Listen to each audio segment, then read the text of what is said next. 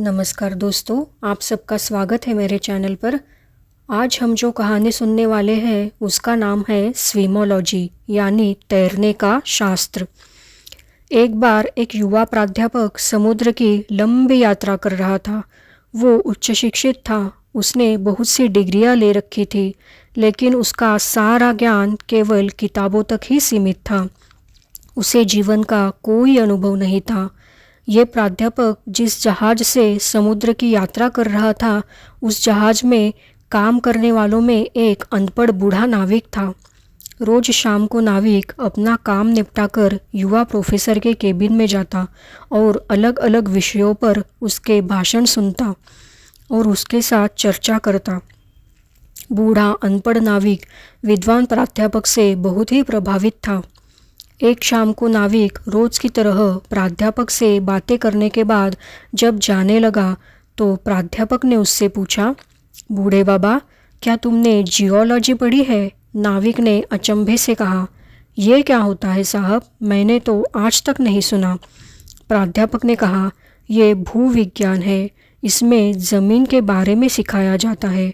नाविक ने कहा, नहीं साहब, मैं कभी स्कूल नहीं गया तो मैंने कुछ भी नहीं पढ़ा है।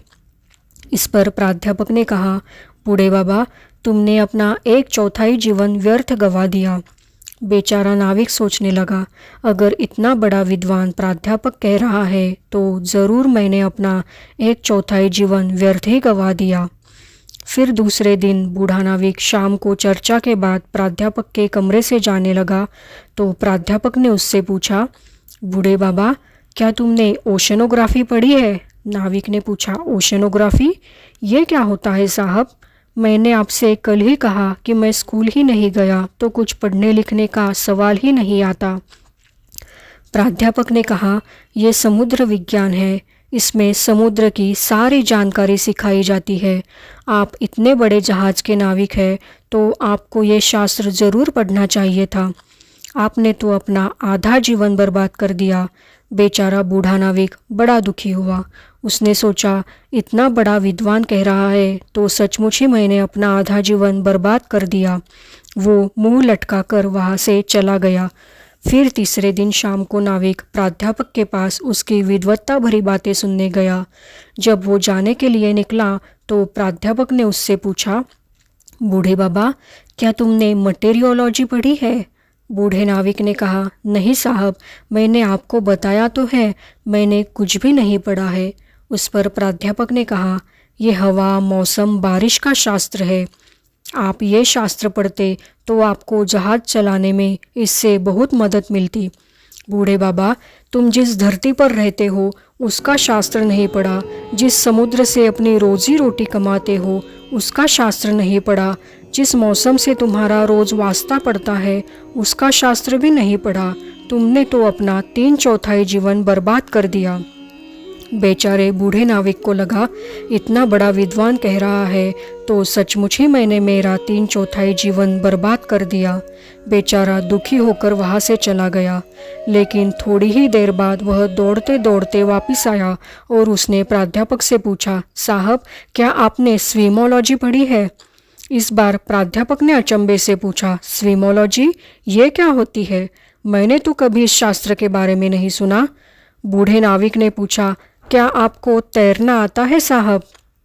प्राध्यापक ने कहा, नहीं, मुझे तैरना नहीं आता।